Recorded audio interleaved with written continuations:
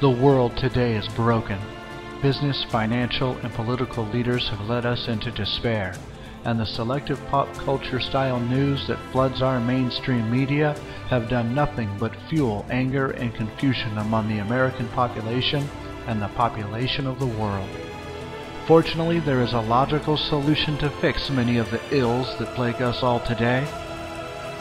But one of the hardest things for a culture to do is step back and realize that a major shift needs to occur in order for the future of their children to be secure. The solution is simple, but it is not easy.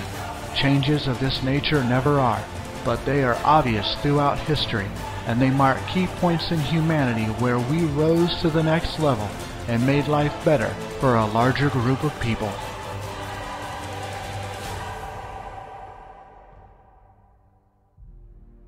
History can be broken into levels of development. Level 1 showcased the nomadic and cave-based humans, capable of only sustaining themselves, their mate, and their children. Level 2 showcased the hunter-gatherer humans, capable of sustaining their group. Level 3 showcased the agricultural humans, capable of sustaining their towns. Level 4 showcased the industrial human, capable of sustaining large cities, their nation, and nations in desperate need. And now we are at the doorstep of Level 5, the technology human, capable of sustaining the world and the entire human population at a high standard of living. As each new level was reached, a change in the economic system needed to occur in order to be the most efficient for the new paradigm. What needs to change now is the system of economics that governs the technological age. What's needed is the proper resource utilization of the entire planet for the benefit of the entire human race, and not just a portion of it.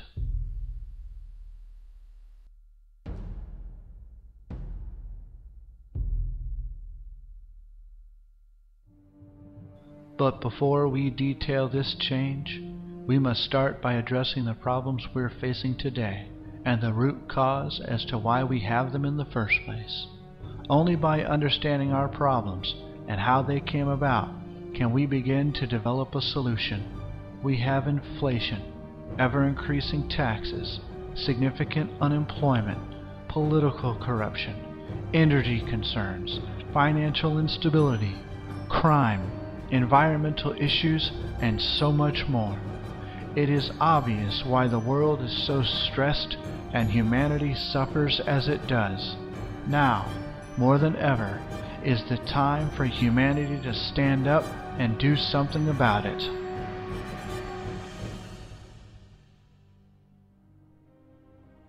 Politicians and industry alike have repeatedly tried over and over to solve these issues, and never once have they succeeded. The best they've ever done is delay or mask the concerns. The reason for this will be made clear during this video, but in short, it's because no one has ever seriously addressed the root cause for all of these issues, and that cause is the outdated system of economics we use around the world today. The monetary system, or more specifically the price system, is the basic underlying factor that is the fundamental cause for all of the issues we're facing today. By definition, a price system is any economic system that affects its distribution of goods and services with prices based on commodity evaluation and uses any form of money or debt tokens. Do not confuse this with capitalism, the free market, or any other term an economist would use. It is also very important to understand that this is not a political argument and has absolutely nothing to do with political controls. Every nation on this planet, no matter their political ideology, be it a democracy, monarchy, socialism, communism, or whatever, operates using the same underlying economic system.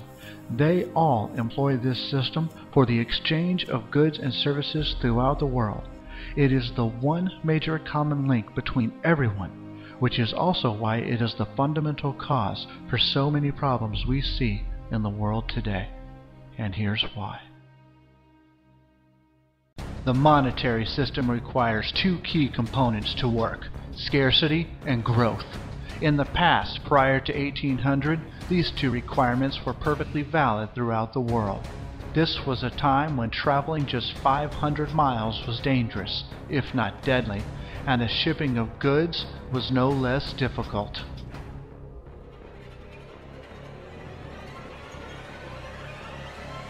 Scarcity is very important in this system because it serves the purpose of establishing value, price. Think back to Economics 101, supply and demand.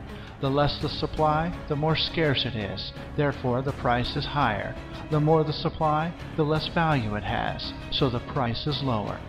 Prior to 1800, there really was true scarcity as a natural phenomenon, and since modern civilization was still rather young, there was plenty of room for growth, so both requirements were satisfied. Today, however, these two requirements are gone and the monetary system is in serious trouble and under great stress. Just look at all the financial industry problems that have destroyed lives in the past few years alone. They are impossible to ignore. Scarcity has been eliminated by the advent of technology, and with the absence of scarcity, there is simply less growth. We have reached a point where we can produce more of everything than we can consume, and the only true expansion left is into the stars, which itself is severely restricted by cost. In the monetary system, money, or debt, is the lifeblood of the system, and therefore it is necessary to continuously create new debt to validate the existing debt. So our financial manipulators are always seeking new ways to justify the creation of additional debt. They are willfully blind or blatantly ignorant of the root concerns. Just look at how in debt our society is right now as compared to just 50 years ago.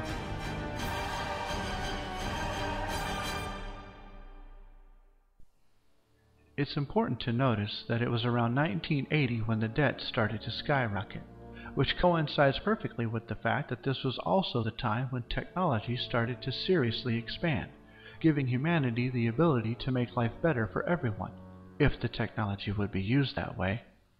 To better understand our present social instability, we should review the principal physical events that have led up to our current mess. To help with this, let's establish a time reference. The two dates shown aren't specifically important, but just separate the timeline into three distinct regions. Now let's start adding vital information that will help you understand how we got to where we are in today's world. Prior to 1800, the world was a low-energy society. Why? Because throughout all recorded history before this time, the primary energy conversion machine for doing work was the human being, and a healthy human can only produce about 0.1 horsepower. In comparison, a washing machine motor is more powerful, averaging 0.5 horsepower.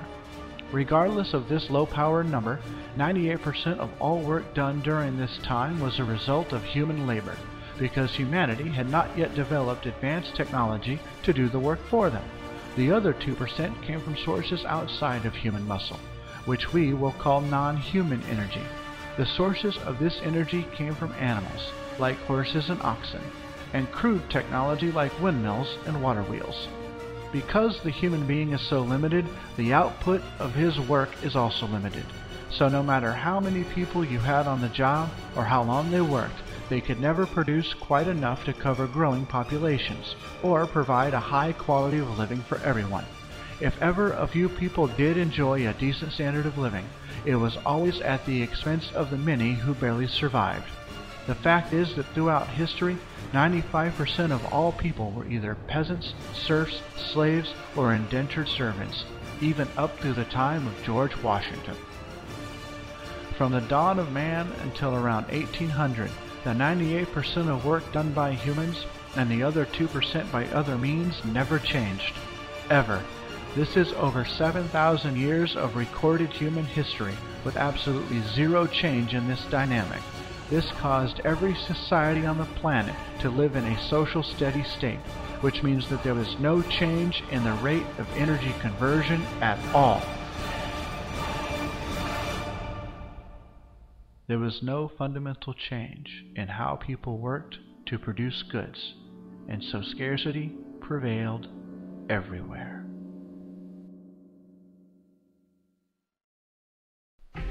Now, just prior to the year 1800, a very significant event occurred. In 1782, James Watt developed the first steam engine. This invention was the beginning of an entirely new way to do work. It was the beginning of the widespread use of non-human energy, and since that time there has been an accelerated effort to build bigger, faster, and more efficient machines to convert energy into work. That effort has spread throughout the world, with the United States as a primary leader. Over the next 100 years, from 1800 to 1900, we find that the two energy lines started changing significantly. The non-human energy line moved up, and the human energy line moved down. In America, studies were done in the 1920s to see what social impact this change was having. Data was gathered on every basic industry in North America, charting the growth of production, the rates of energy conversion, declining man-hours, and the overall effects on employment. It was predicted that if the trends continued at the same rate, the lines would cross and look like this.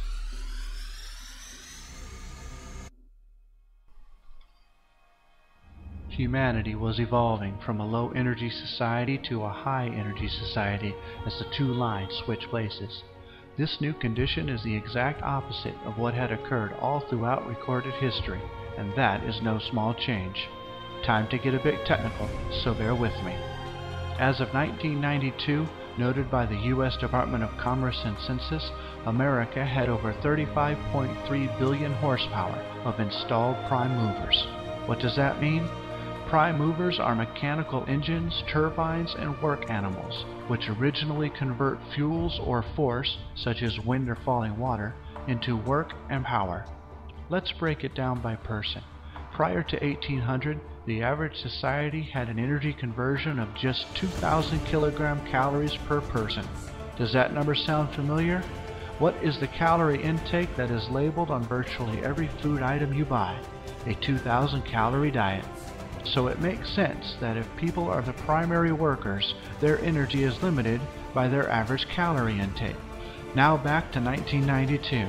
35.3 billion horsepower equals over 22 trillion kilogram calories, and the population of the United States was just over 250 million people.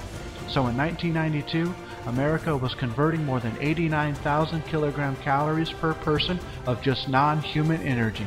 That is over 44 times larger, a gain of over 4,000% as compared to the average society prior to 1800. This was a significant source of American growth and prosperity. We were the first and only country that was able to produce more than it could consume. Fast forward to today and consider these implications in our globally connected world. So what does the monetary system have to do with all this? The monetary system has started to falter over the past 90 years because the conditions of life on this planet have drastically changed. The two major requirements of the monetary system to survive, scarcity and growth, no longer truly exist. The globe has stabilized as far as growth is concerned, and scarcity has been eradicated by technology.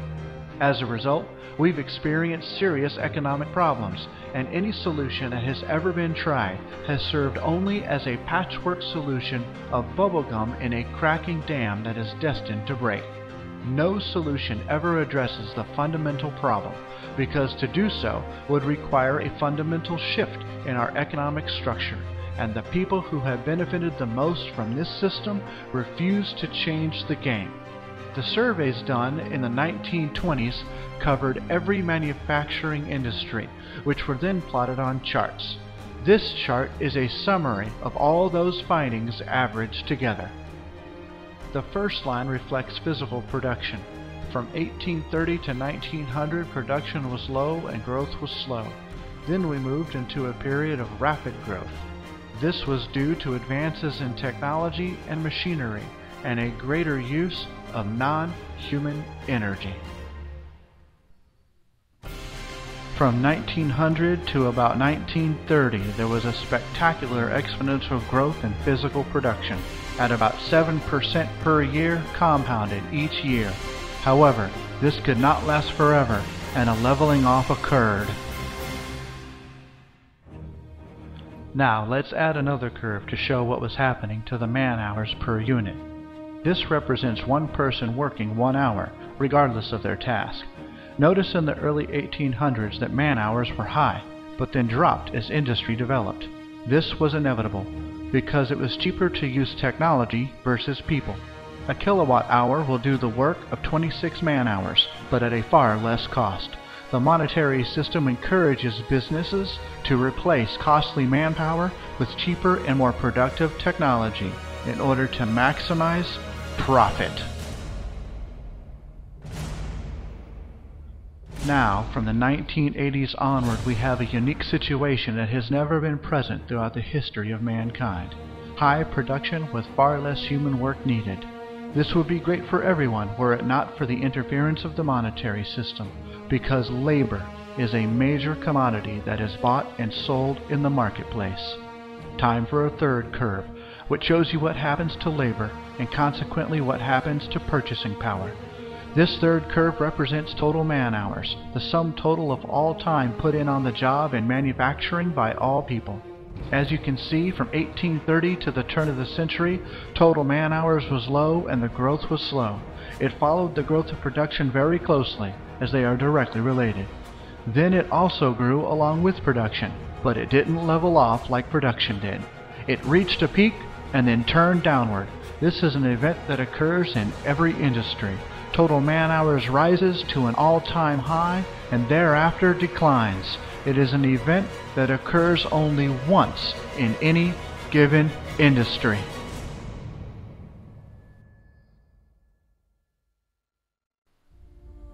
The peak of man-hours in the United States occurred in 1920, and since then the monetary system has endured instability because of the discrepancy between production and man-hours. The ever-widening gap between production and man-hours indicates that the easier it is for us to produce more, the harder it becomes to distribute. The reason for this anomaly is that there is a close relationship between total man-hours worked and purchasing power. Most of us receive our income from time on the job in the form of wages or salaries, and declining man-hours usually means declining purchasing power. Isn't it ironic that as we increase our ability to produce, we suffer a diminishing ability to consume? This is what happens in the monetary system.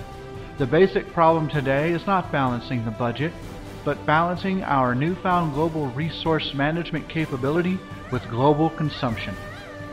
The rules of the monetary system prevent us from doing just that.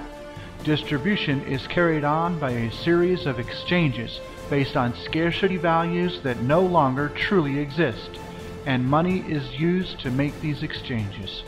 Money is a species of debt, and we try to balance production with consumption by creating even more debt. This does not work.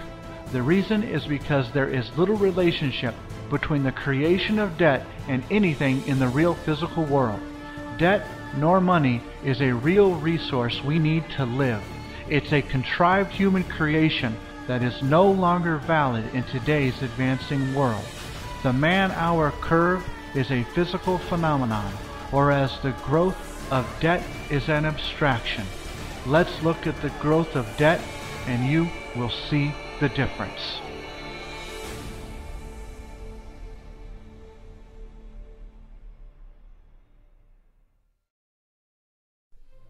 This chart represents total debt in the United States, all debt public and private. From 1860 to the end of World War I, debt was low and growth was slow. Then, after the armistice in 1918, debt moved up rapidly. This was a period called the Roaring Twenties. The reason for this increase in debt was because technology had caught up with us. During the war, we installed more technology to replace the workers that were off fighting the war. Purchasing power dropped, and we could produce more than we could readily sell. Therefore, during this decade, the institution known as installment buying, or buying on credit, came into existence. So even if you could not afford something, you were encouraged to buy it anyway and pay for it out of next month's or next year's income. This meant an increase in debt, but by 1929, something had happened. We had overextended that credit, and the gambling institution known as Wall Street collapsed. With the crash of the stock market, we plunged into the Depression, which took 4 years to reach the bottom in 1933.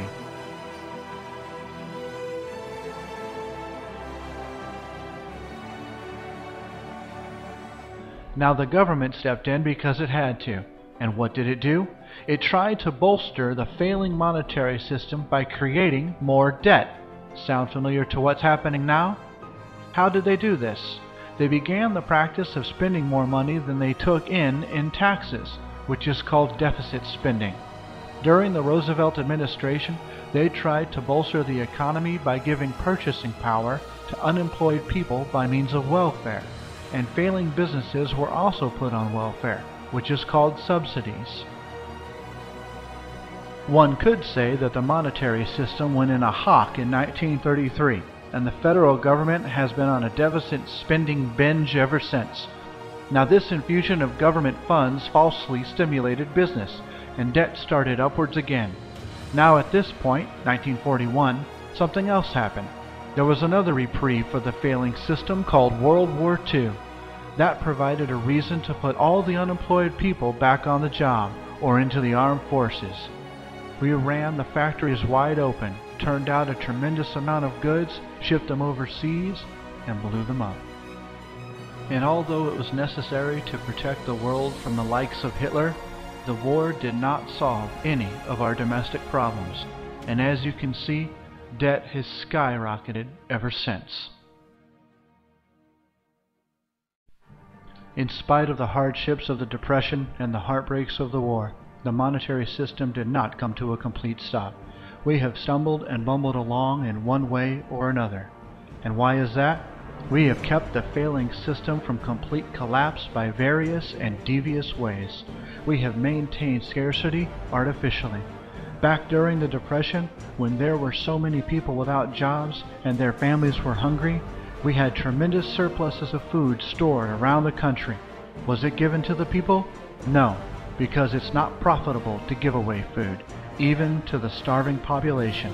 Back in the early 30s, we began the practice of destroying crops or killing off livestock in order to validate the monetary system. We're still doing this today, but more covertly.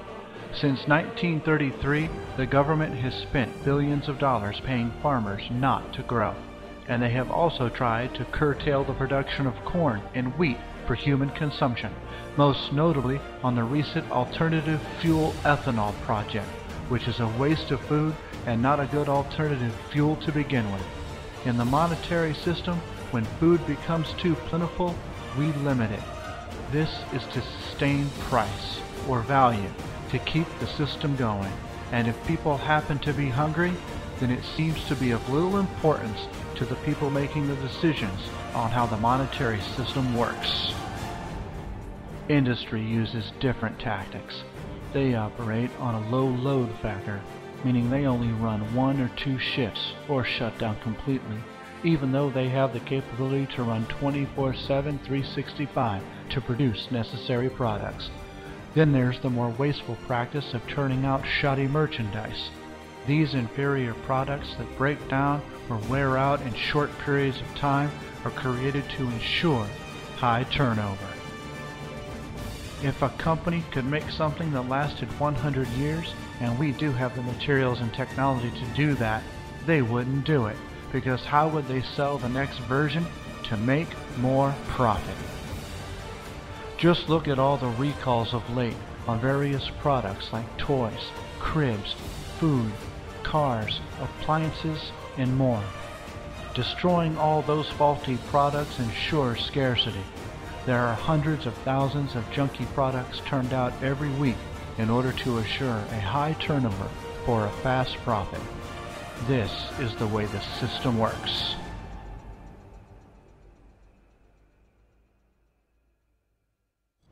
This also leads to waste, loads and loads of waste. Look at a simple product like the cell phone. There are far too many worthless, cheap cell phones on the market. Hundreds of millions of cell phones are produced every year, with various models showcasing different features to make them unique. Why? Why not make one amazing cell phone that does absolutely everything you need, that lasts 25 or more years, and that's easily upgradable? Because the monetary system prohibits that kind of logic. According to the U.S. Environmental Protection Agency in 2005, it was estimated that 130 million cell phones went out of use annually, creating an estimated 65,000 tons of electronic garbage, and that's just cell phones. So what about every other product you can think of that wastes valuable materials and resources? Of course, the most destructive and most heinous of all human activities is the perpetration of war, and we've had several wars since the turn of the century. Even now we're immersed in a war against a foe with no flag, no solid distinction, and no uniform. A war on terror is something that could be justified until the end of time, because the enemy isn't someone you can pin down. And furthermore, wars have not solved one single underlying problem. Their greatest success is propping up a failing economic system for just a little while longer. World War I, II, Korea, Vietnam, the Gulf Wars, and our current war on terror has cost the lives of hundreds of thousands of people and the destruction of millions of tons of irreplaceable resources, but have yet to solve any of our social problems. The so-called Truman Doctrine that was created about 63 years ago in the name of national security has cost the United States trillions of dollars. We spend billions of dollars overseas in what's called foreign aid, and since 1960 the United States has financed both sides of 14 wars, and still the world is in greater turmoil than ever. Insanity is said to be the act of doing the same thing over and over, but expecting a different result. Likewise, spending money or creating debt does not solve our social problems, locally or globally. The issues addressed in this video up to this point should make that perfectly clear by now, that the monetary system, born of agrarian culture, with hand tools, human perspiration, and all of its scarcity values, is incapable of managing affairs in a high-energy, technologically advanced civilization. Politics doesn't matter. Forms of government don't matter. Culture doesn't matter. The shared economic system of the world is what matters, and that's what needs to change. But before you move to the answer, let's make something perfectly clear. The monetary system is not bad. It is simply outdated. It used to be good. It used to work. It was the best option for thousands of years, and specifically over the past 200 years, it has helped influence amazing growth in the capabilities of humanity. But times change. Most significantly, the advent of technology, the likes of which could have never been imagined 200 years ago. Technology that would have made us all witches or gods in the eyes of the world. And so the methods by which our world should work must also change. It is in the best interest of the whole human race, not separated by color, gender, faith, or lack of faith, to move on to a better system. Now to find that answer, we must make a new approach, seek a new idea, and employ a new technique. The solution is a social system that is based on a scientific method that eradicates the monetary system in favor of a system that allows for the global resource management of the entire Earth. We must declare that the Earth and all its resources are the common heritage of the entire human race, and technology gives us the capability to properly and absolutely provide a high quality of life for every man, woman, and child on this planet. The solution is undeniably designed to benefit everyone on the planet, giving everyone the utmost freedoms of expression, thought, speech, and most importantly, life.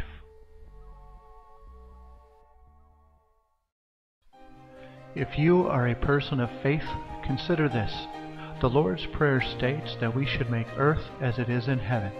I do not think heaven uses money, or that God has a bank. Do you?